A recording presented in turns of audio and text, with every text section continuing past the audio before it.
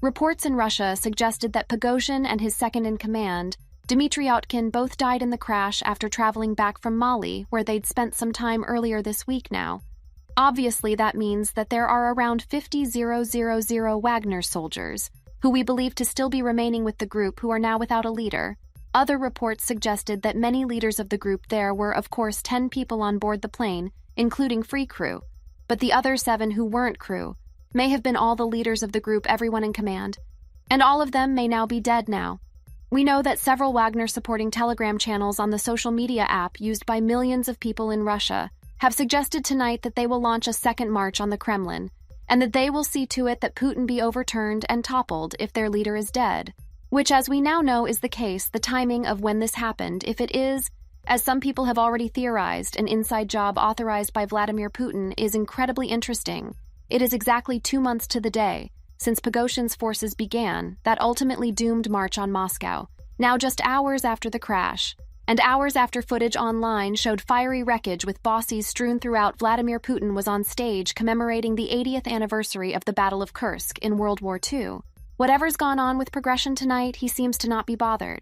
Do you have any? Prigozhin's death will be one of the biggest turning points in the Russia-Ukraine war so far.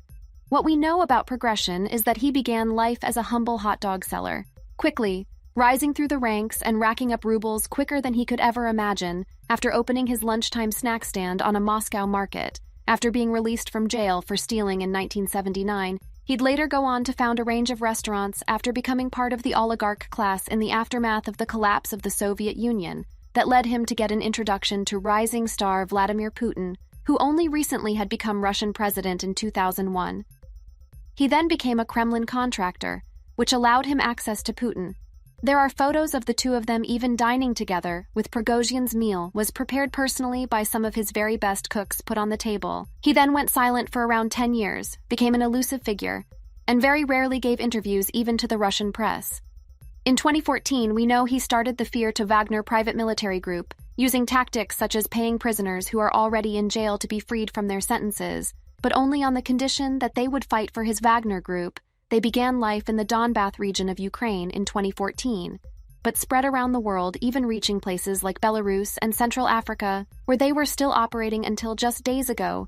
Prigozhin refused to acknowledge the fact that he had even founded Wagner until last year, when he admitted to it and became more of a public figure in their campaigns in Ukraine and in Russia earlier this year. He slammed 2 of Putin's top generals over their failure to provide ammunition, even calling them some pretty harsh words that I can't repeat here.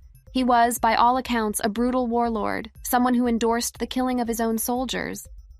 If they showed any sort of sympathy for Ukraine at one point in time, he even shared a video implying that he was happy for Wagner forces to use sledgehammers on each other if they deferred from the course.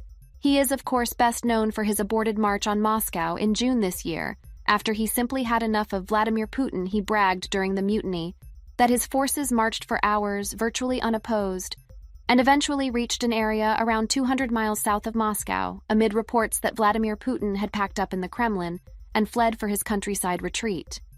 Eventually, he reached a hastily agreed deal with Putin, the terms of which are still not actually very clear, that saw him travel to Belarus, but then spent time in Africa, and for vast waves of the last few months has been virtually off the map. There have been some various sightings and a few reported photos of him sitting around various Wagner camps in his pants, but those were never confirmed. That's all I have for this video. Please like and subscribe for more. Thanks for watching. See you again.